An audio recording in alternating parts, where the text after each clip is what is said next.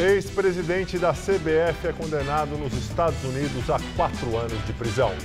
Marinho já passou quase 2 anos em casa, num apartamento que tem um apartamento de luxo no prédio Trump Tower, na Quinta Avenida, uma das áreas mais caras do mundo. Novo status, ex-parlamentar. A Câmara cassou hoje o mandato do deputado federal Paulo Maluf, do PP. Nova rodada de pesquisas eleitorais, mesmos resultados. Datafolha aponta Lula do PT à frente das intenções de voto. Um pouco em cada canto. O Museu Paulista continua fechado, mas as obras estão espalhadas e podem ser vistas em diferentes endereços da capital. Uma das salas que mais emociona as pessoas é uma sala dedicada à educação.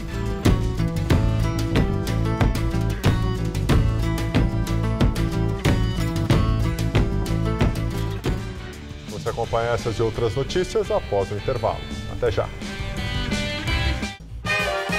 No Todo Seu de hoje, Bárbara Fava mergulha na vida e obra de Alfred Hitchcock. A casa do personagem Norman Bates foi recriada e a sensação, gente, é que você realmente está no filme. E ainda a gente bate um papo sobre a força de vontade.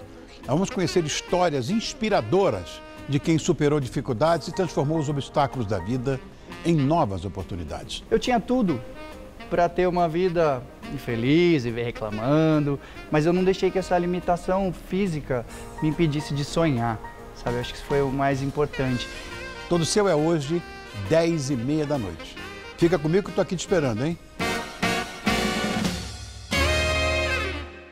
Tem gente que fala na Folha que ele comandou um grande esquema de corrupção no país, que ele é o maior bandido da República e que um condenado não pode concorrer à eleição. Também tem gente que fala na Folha que ele foi de longe o melhor presidente do Brasil, que ele é inocente e que a eleição sem ele é fraude. Você lê todo tipo de opinião na Folha, mas nas reportagens só publicamos aquilo que aconteceu. Folha, aberta opiniões, fechada com os fatos.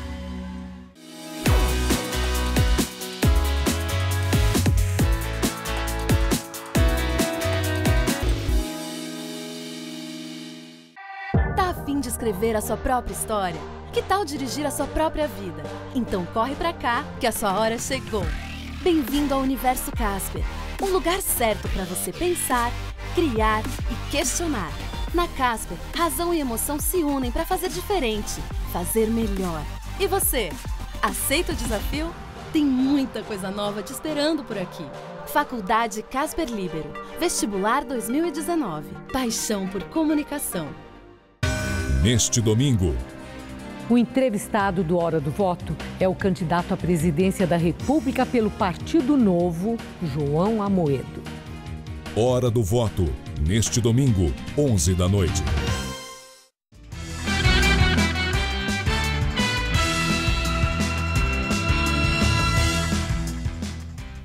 Boa noite. Olá, boa noite.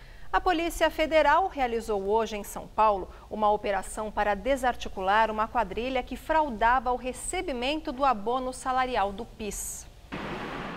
Policiais federais vasculharam 8 casas na capital em busca de provas. Os criminosos falsificavam documentos em nome de pessoas que tinham direito ao abono e faziam os saques em agências da Caixa Econômica espalhadas pelo estado. A investigação começou há 4 meses, depois que a delegacia da Polícia Federal em Cruzeiro, no interior paulista, prendeu um dos integrantes da quadrilha. Comparsas dele foram identificados depois nas imagens de câmeras de vigilância das agências. A polícia constatou até agora 88 saques fraudulentos, que somam mais de R$80 mil. Nós iremos agora verificar cada nome das identidades, possíveis eventuais vítimas, e também iremos trabalhar para verificar as informações privilegiadas que esses fraudadores conseguiam.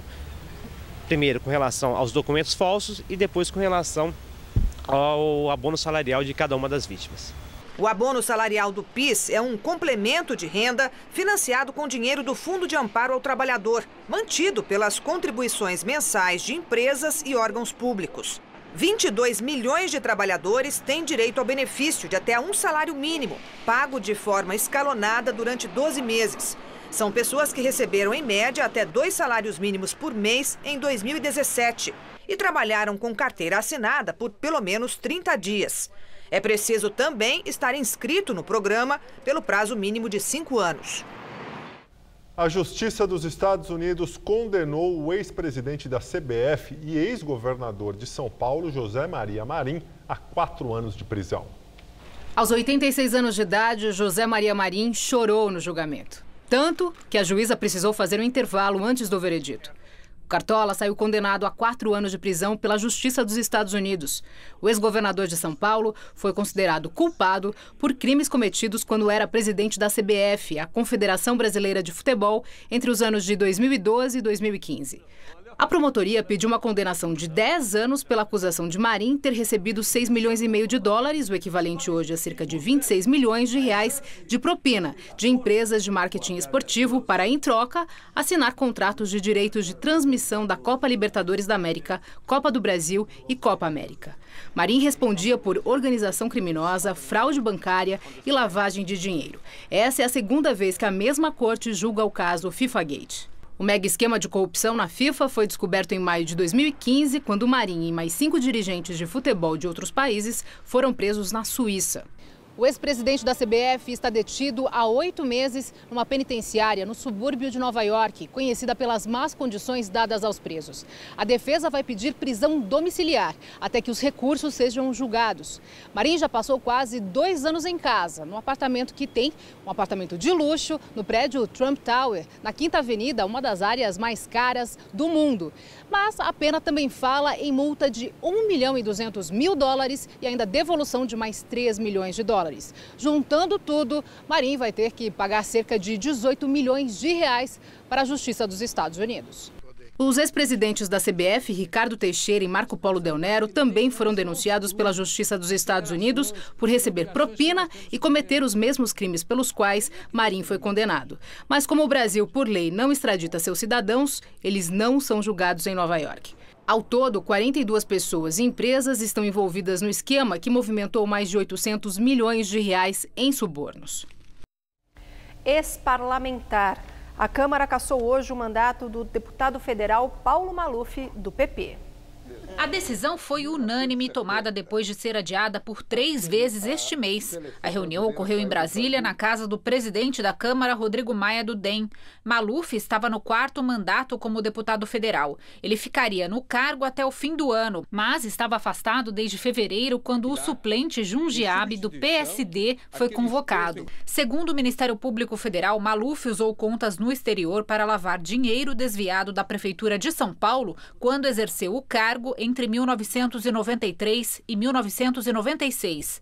Parte do dinheiro foi desviada da obra de construção da Avenida Água Espraiada, atual Avenida Jornalista Roberto Marinho, na zona sul da capital paulista. Em maio do ano passado, a primeira turma do Supremo Tribunal Federal condenou o deputado por lavagem de dinheiro a 7 anos, 9 meses e 10 dias de prisão. Determinou ainda que a Câmara decretasse a perda do mandato do parlamentar. No entanto, essa medida estava sendo adiada por divergências na Câmara, já que, no entendimento, a cassação deveria ser votada em plenário. O que a mesa decidiu é, no nosso entendimento, no entendimento dos seus membros, é que a ofensa menor, em busca da garantia de estabilidade do Estado de Direito no Brasil, seria cumprir a decisão, já que o deputado Paulo Maluf não renunciou. Em dezembro de 2017, Maluf foi preso após o ministro Edson Fachin determinar o cumprimento imediato da pena. Mas desde março deste ano ele cumpre prisão domiciliar por motivos de saúde. Maluf tem 86 anos. O partido Rede entrou com um pedido de cassação na Câmara, alegando que a condenação no Supremo configurava quebra de decoro parlamentar. O salário de Maluf foi suspenso desde a condenação no Supremo. Em abril, ele devolveu o apartamento funcional. A defesa de Maluf criticou a decisão, afirmando que a mesa da Câmara não poderia cassar o mandato do deputado, já que este direito é exclusivo do plenário da Casa.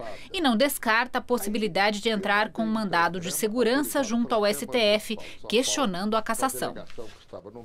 O empresário Joesley Batista, do grupo JIF Friboi, foi condenado a pagar R$300 mil ao presidente Michel Temer por danos morais. A decisão é da 3ª turma do Tribunal de Justiça do Distrito Federal. A defesa de Temer alegou que, em entrevista à revista Época, em junho, Joesley desfiou mentiras e inverdades, maculando a honra do presidente. A publicação Empresário afirmou que Michel Temer chefiava uma organização criminosa que praticava atos de corrupção e de obstrução à justiça. A defesa de Joesley e a Secretaria de Comunicação do Palácio do Planalto não se manifestaram sobre a decisão. Nova pesquisa Datafolha mostra que mesmo preso, Lula, do PT, lidera a disputa presidencial. Já sem o petista, Jair Bolsonaro, do PSL, assume a liderança. O cenário com o ex-presidente na disputa fica assim. Lula, do PT, aparece com 39%, Jair Bolsonaro, do PSL, 19%, Marina Silva, da Rede, 8%, Geraldo Alckmin, do PSDB, 6%, Ciro Gomes, do PDT, 5%, Álvaro Dias, do Podemos, 3% e João Amoedo, do Novo, 2%. Os demais candidatos atingiram 1% ou nem pontuaram. Sem Lula e com o ex-prefeito Fernando Haddad, do PT, no lugar, a pesquisa ficou assim. Bolsonaro, do PSL, lidera com 22%, Marina, da Rede, 16%, Ciro Gomes, do PDT, 10%, Alckmin, do PSDB, 9%, Álvaro Dias, do Podemos, 4%, Fernando Haddad, do PT, também 4%, João Amoedo, do Novo, 2% e Henrique Meirelles, do MDB, 2%. Os demais candidatos atingiram 1% cada. Brancos, nulos e nenhum, 22%. Não sabe, 6%. O Datafolha também pesquisou a intenção de voto para o segundo turno. Lula vence todos os adversários. Em um cenário com Marina e Bolsonaro, a ex-senadora leva a melhor, fica com 45% e o deputado federal com 34%. Entre Alckmin e Ciro, o tucano venceria a disputa com 37% e o ex-governador do Ceará com 31%. Alckmin e Bolsonaro, o ex-governador paulista ganharia com 38% e Bolsonaro com 33%. Marina e Alckmin, a ex-senadora levaria 41% e o tucano 33%. Num cenário entre Ciro Gomes e Bolsonaro, Ciro ganharia com 38% e Bolsonaro ficaria com 35%.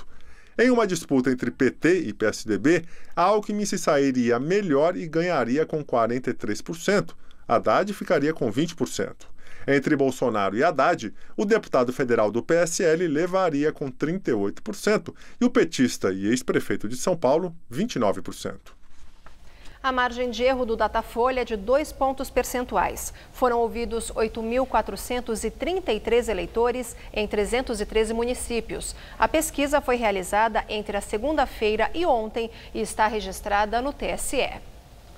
A TV Gazeta promoveu hoje um encontro com representantes dos candidatos à presidência da República para a definição das regras do debate que acontece no dia 9 de setembro em parceria com o Estadão, Jovem Pan e Twitter. Participaram representantes dos candidatos Lula, do PT, Geraldo Alckmin, do PSDB, Henrique Meirelles, do MDB, Ciro Gomes, do PDT, Marina Silva, da Rede, Guilherme Boulos, do PSOL, Jair Bolsonaro, do PSL e Cabo Daciolo, do Patriota. São partidos que têm ao menos 5 parlamentares no Congresso Nacional. O Podemos, de Álvaro Dias, não mandou representante, mas já avisou que assinará as regras definidas hoje. Foi discutido o formato do programa, que será mediado pela jornalista Maria Lídia Flandoli e terá a participação de outros jornalistas da TV Gazeta e dos parceiros. Também foi feito o sorteio da ordem de perguntas e a posição dos candidatos no palco. Por votação feita entre os representantes, ficou decidido que caso o ex-presidente Lula, candidato do PT, seja impedido de comparecer ao debate, o púlpito não ficará no cenário do programa. O debate aqui da TV Gazeta vai acontecer em parceria com o jornal Estadão, a Rádio Jovem Pan e o Twitter. Os candidatos à presidência vão se enfrentar no dia 9 de setembro, domingo, a partir das 18 horas. Durante o programa, eles vão fazer e responder perguntas entre si. Também serão questionados por jornalistas e pelos telespectadores, que já podem enviar perguntas sobre saúde, educação, segurança, corrupção e economia. Para participar, grave um vídeo com a sua pergunta e poste no Twitter com a hashtag GazetaEstadãoJP. Lembrando que Estadão é sem acento. As regras do debate entre os candidatos a governador do estado de São Paulo também foram definidas hoje. O programa está marcado para o dia 16 de setembro, domingo, também a partir das 18 horas. E agora o comentário de Josias de Souza, direto de Brasília. A política vive um fenômeno que, em linguagem aeronáutica, seria chamado de cansaço de materiais. Quando isso acontece com os aviões, trocam-se os modelos velhos por novos. O Datafolha sinaliza que na sucessão de 2018 a coisa não será tão simples. Jair Bolsonaro, um modelo 1964, cor verde-oliva, está com um pé no segundo turno. Fernando Haddad, modelo 2010, ano em que Lula abriu sua fábrica de postes, vai virando um potencial adversário. A pesquisa reforça a sensação de que a definição do primeiro turno passa pela cadeia. Lula pulou para 39%, puxou o anti-Lula Bolsonaro para 22% e se cacifou para içar Haddad das profundezas dos seus 4%. Hoje, 31% dos eleitores dizem que votam num poste indicado por Lula. Outros 18% afirmam que talvez votem. Marina e Ciro herdam parte do espólio de Lula, mas podem sofrer baixas quando o dono da herança divulgar o seu testamento na cela de Curitiba. O eleitorado de Bolsonaro solidifica-se por enxergar nele, um deputado com 27 anos de mandato, a resposta para a ferrugem do sistema político. Lula se mantém como grande cabo eleitoral, porque no outro extremo, o eleitor avalia que num saco com tanta farinha do mesmo tipo, ele ofereceu pirão aos mais pobres. O mais desesperador é que o eleitor não vê na pista de 2018 nenhum modelo genuinamente novo. Como não enxerga um jato, o brasileiro se dispõe a embarcar em qualquer teco-teco. Boa noite. O Datafolha também sondou a intenção de votos para o governo estadual. O ex-prefeito João Dória, do PSDB, lidera a disputa, mas também tem a mais alta taxa de rejeição. João Dória aparece com 25% das intenções de voto, seguido de Paulo Scaff, do MDB, com 20%. O atual governador Márcio França, do PSB, com 4%. O ex-prefeito de São Bernardo, Luiz Marinho, do PT, também tem 4%.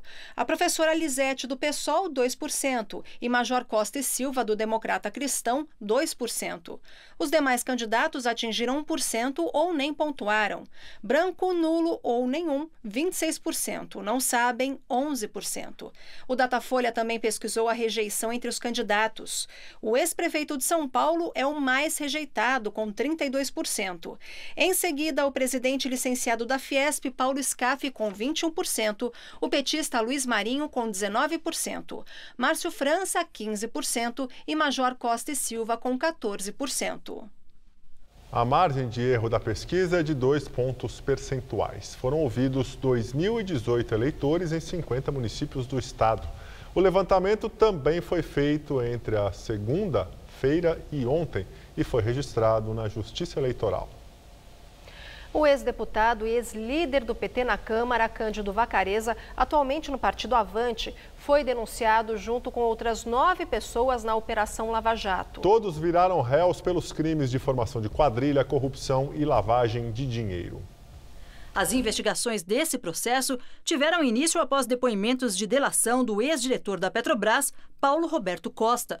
De acordo com a Força-Tarefa da Lava Jato, com base em anotações de agendas e arquivos apreendidos em fases anteriores da operação, houve pagamento de propina mediante transferências bancárias no exterior. Na decisão de hoje, Moro ressaltou que quando a Petrobras trocou a empresa Asfaltos Trade pela Sargent Marine, as vantagens indevidas totalizaram mais de 2 milhões e 100 mil dólares. Na cotação de hoje da moeda norte-americana, cerca de 8 milhões e 400 mil reais. Atualmente, Vacareza é candidato a deputado federal de São Paulo pelo Avante. Ele foi preso em caráter provisório na 44ª fase da Operação Lava Jato, batizada de Abate. Mas foi solto em 22 de agosto de 2017, após Moro fixar fiança de R$1,5 milhão que ainda não foi paga. A Polícia Federal concluiu o inquérito da Operação Registro Espúrio, que apurou um esquema criminoso dentro do Ministério do Trabalho. Segundo o documento, 39 pessoas participavam da quadrilha que cobrava propina para registrar sindicatos com a participação de parlamentares. De acordo com a Polícia Federal, a organização criminosa cobrava propina de até 4 milhões de reais de sindicatos para priorizar o registro oficial dessas entidades. Entre as 39 pessoas incluídas no relatório estão o ex-ministro do Trabalho do governo Temer, Elton Yomura, apontado como testa de ferro da deputada Cristiane Brasil, do PTB do Rio. Ela chegou a ser nomeada para o cargo de ministra da pasta por Temer, mas teve a posse negada pela Justiça e indicou justamente Elton Yomura para o lugar dela. Cristiane Brasil também teve o nome citado pela polícia no esquema, acusada de ser uma das articuladoras do núcleo político da quadrilha. O pai da deputada, o presidente nacional do PTB, Roberto Jefferson, também foi citado no relatório final, encaminhado para o Ministério Público Federal. 3 deputados do partido na Câmara também são apontados como cabeças do núcleo político da organização criminosa. Jovair Arantes, líder do PTB na Câmara, Nelson Marqueselli e Wilson Santiago Filho. O deputado federal Paulinho da Força do Solidariedade, ex-presidente da Força Sindical, também consta nas investigações. O relatório foi encaminhado à Procuradoria-Geral da República, que vai decidir se apresenta denúncia contra os envolvidos à Justiça e também ao Supremo Tribunal Federal, no caso dos parlamentares com foro privilegiado. A defesa da deputada Cristiane Brasil afirmou que o relatório final tem como objetivo prejudicar a imagem da parlamentar. Já o presidente do PTB, Roberto Jefferson, negou participação em qualquer tipo de ação ilegal e disse que está colaborando com as autoridades. Os advogados de Elton Yomura dizem que ele nega veementemente qualquer imputação de crime ou irregularidade.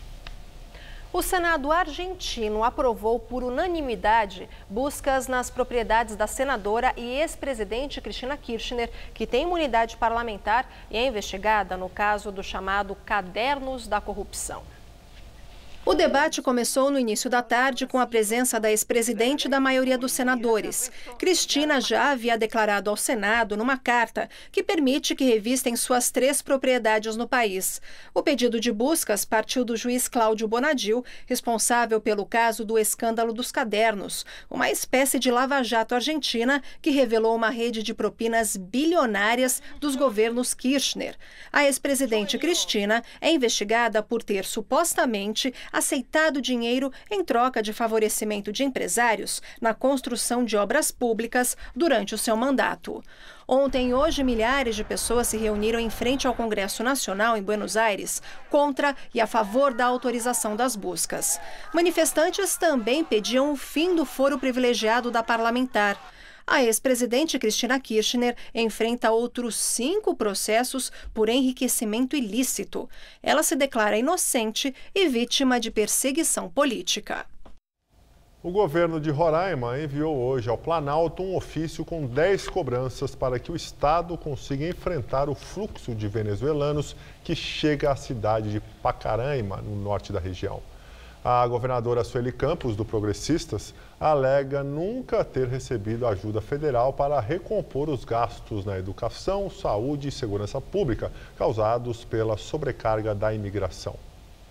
Entre os pedidos feitos diretamente ao presidente Temer estão a doação de ambulâncias, viaturas policiais, instalação de um hospital de campanha, a agilidade no processo de interioração dos venezuelanos e o ressarcimento de quase 185 milhões de reais referentes a gastos extraordinários. Ontem à noite, o governo federal anunciou que 1.000 venezuelanos serão levados para outras cidades do Brasil até o final de agosto. A Venezuela teve 2 terremotos entre ontem e hoje. Não há registro de vítimas. O primeiro terremoto foi na costa da Venezuela e chegou a ser sentido na capital Caracas ontem à tarde. O abalo sacudiu prédios e causou danos nos edifícios e comércio da capital e interior. O estado de Sucre, no epicentro do terremoto, está entre os estados mais afetados. O tremor foi sentido até em Manaus, capital do Amazonas. Hoje, houve novos tremores na mesma região, mas menores e sem danos. O governo venezuelano está em alerta para gerenciamento de riscos. Depois de um dia de caos intensificado com a nova moeda adotada, a Venezuela enfrenta mudanças nos preços dos produtos que têm gerado confusão entre a população por causa da conversão dos valores. O país passa por um momento de transição monetária com medidas adotadas pelo presidente Nicolás Maduro para tentar conter a enorme crise econômica e social. O paulistano teve um dia de temperaturas agradáveis e muita nebulosidade. Choveu durante a tarde em pontos isolados, como aqui na Avenida Paulista. E agora, aqui nessa região, faz 20 graus. Pois é, o esquenta e esfria tá demais, né? Mas será que o tempo fica estável nos próximos dias, Mariana Armentano? Fica nada. Volta a esquentar nesses próximos dias, mas depois esfria de novo. Olha só, nessa madrugada teremos mínima de 14, máxima amanhã à tarde de 28 graus. Aí na sexta-feira, calorão, previsto na casa dos 30 graus por aqui. Mas aí a gente mal se acostuma com o calor e esfria de novo no fim de semana. No sábado, chuvas e temperaturas entre 14 e 24 graus aqui na capital. Um pouco em cada canto. O acervo do Museu Paulista, que fica no Ipiranga, na zona sul de São Paulo, aos poucos está sendo retirado do prédio que vai ser restaurado. As obras devem começar só no ano que vem, mas quem não quiser esperar até elas ficarem prontas, já pode ver algumas peças expostas pela cidade. O prédio inaugurado em 1895 deveria chamar a atenção pela beleza, mas é a falta de conservação que se destaca. O Museu Paulista, conhecido como Museu do Ipiranga, está fechado desde 2013 e a meta é que em 2022 ele reabra as portas. Data em que se comemora o bicentenário da independência do Brasil. Boa parte das obras aqui do museu já foi retirada e os trabalhos de restauração do prédio devem começar só no ano que vem. O projeto ainda está em fase de aprovação pelas autoridades competentes. O acervo, formado por mais de 100 mil itens, foi distribuído em 6 imóveis alugados pela Universidade de São Paulo, que administra o museu. E a boa notícia nessa história é que parte deste material ainda pode ser vista em exposições espalhadas pela cidade. Uma delas acontece no Palácio dos Bandeirantes, sede do governo paulista, que se transformou num pedacinho do Museu do Ipiranga. São objetos, móveis, quadros. Entre as telas estão as obras de Benedito Calixto, um dos principais pintores paisagistas do estado de São Paulo. A tela Independência ou Morte, de Pedro Américo, ganhou uma reprodução fotográfica. Pela sua dimensão e por estar fixada na parede, não pode sair do prédio, não é? Mas como ela é um ícone, não é, do Museu Paulista e da própria sociedade brasileira, há uma reprodução, não é, da tela na exposição. Esse é o primeiro item do acervo do museu. No Sesc Ipiranga, mais uma mostra do imenso acervo do Museu Paulista e suas diversidades. A exposição Papéis Efêmeros foi montada com objetos de coleções particulares e que foram doadas ao museu. São objetos do dia a dia que nos levam a uma viagem no tempo. A graça da exposição é justamente a pessoa reconhecer o seu cotidiano nas peças que estão expostas. Uma das salas que mais emociona as pessoas é uma sala dedicada à educação, desde álbuns de figurinhas até a cartilha, de fato, que as pessoas usaram nos anos 50 e 60, 1950 e 1960.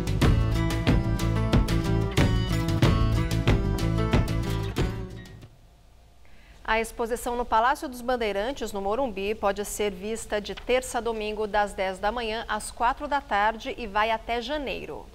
No Sesc Ipiranga, a mostra fica em cartaz até 9 de setembro, também de terça a domingo. As entradas são gratuitas. E nós ficamos por aqui. A edição de hoje pode ser vista no site do Jornal da Gazeta. Ótima noite para você. Até amanhã. Tchau, até, Luciana. Gabriel. Até amanhã. Muito obrigado pela companhia. Tenha uma excelente noite. Fica agora com o Rony Fon no Todo Seu. Até amanhã.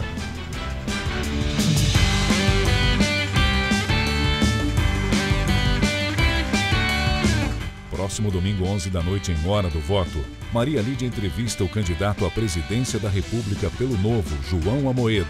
Assista agora, Todo Seu.